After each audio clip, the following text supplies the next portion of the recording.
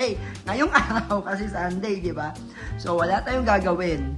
Wala tayong gagawin kundi magpa-relax, ikalma ang isip, at magpahinga. Ilaan ang oras na to para sa pamilya, di ba? Walang ibang gagawin kundi maupo sa sopa, pagtanggal ng sapatos, magsaing sa baso. Ay, iba pala yun. Iba yan. So, ngayong araw, naisip ko na bigyan kayo ng house tour sa aking bahay, the Nick Tower. Okay?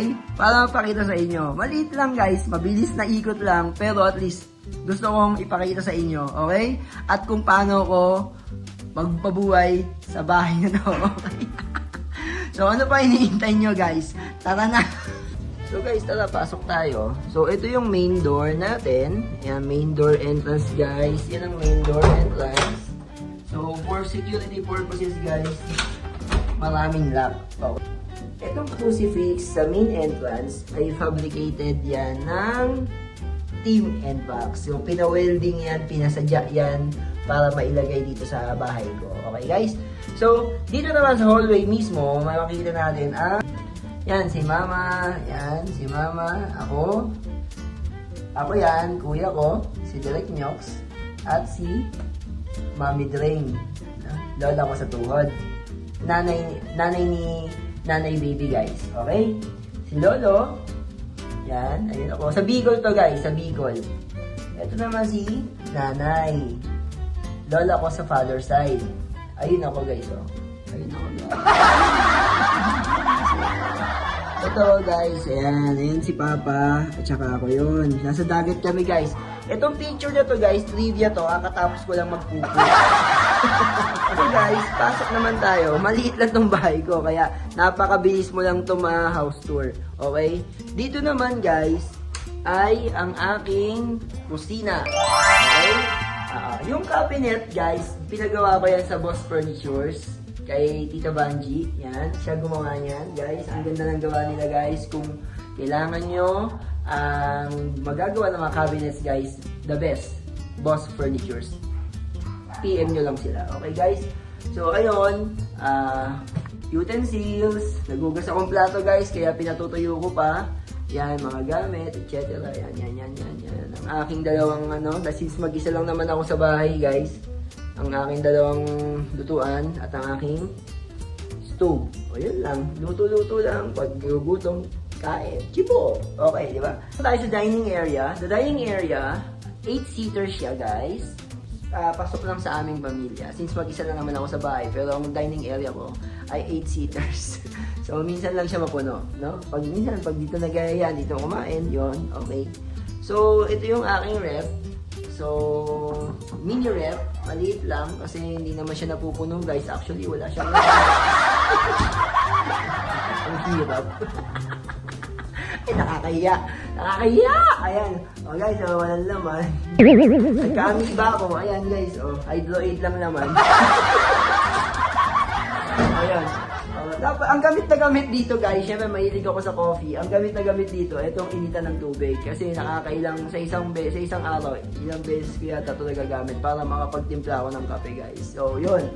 At syempre, pasok naman tayo sa CR. No? Ito naman ang CR ni maliit lang ang CR guys. Ayan, yan ang CR. Pakabit ako ng hot water para kahit umaalis ako ng madaling araw, hindi ako giniginaw sa lamig ng tubig dito sa amin. Napakalamig. So, kailangan naka-hot water siya para hindi kasi sigaw sa madaling araw. Okay, guys? So, bago tayo pumunta ng sala, pasok muna tayo ng kwarto. Tuloy kayo. Ayan. Yan ang aming kama.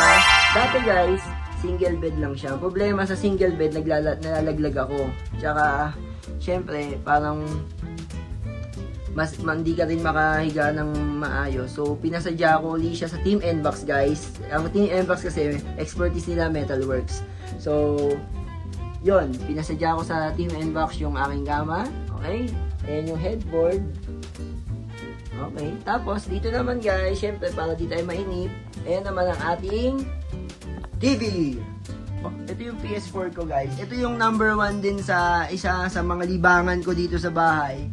So, konting games lang ako kasi actually hindi naman ako mahilig sa games. Hindi ako mahilig maglaro. Ang mga laro lang na gusto ko, yung talagang tumatatak sa akin. Tumatak sa akin yung GTA 5. Lahat ng GTA, nung una pa lang, ayun, natapos ko na siya. Diba? Yung nasa taas pa yung screen niya. So, hanggang sa GTA 5, guys, ay, ayun, fanatic ako. Pero, iba talaga gumawa ang Rockstar Games, guys. So, ang sumunod din ang gawa ay ang The Red Dead Redemption 2 is very, very, very, very maganda, guys. So, very angas ng dating ng Red Dead Redemption. Yung details niya, guys, ang ganda. Simple lang ang laro ko, pero number 1 talaga. Kahit tapos na to, paulit-ulit ko pa rin, inuulit-ulit ko, at iniintay ko yung susunod na Red Dead Redemption. RDR2 is the best, guys. Siyempre, pag di naman tayo nag-games, ang ginagawa natin sa PS4 ay ang Netflix. Nagmo-movie nights or nagmo-movie marathon, guys, lalo na pag weekend. Hey guys, oh, mama at papa, you! Yun. Guys, yan lang, naka-ready lagi yan. Yung bag, ito yung bag na walang laman, pero lagi naka-ready lang yan, guys, pati yung maleta. No? In case kasi minsan may mga biyahe tayo ng biglaan or out of town trip, nakabiglaan, yun, para bit-bit na lang kaagad, no? Okay, tara, let's go! So, syempre, patay mo yung ilaw kasi malaki ang pinto. So, yung pagkasarap ng pinto, yun, ganun to, no?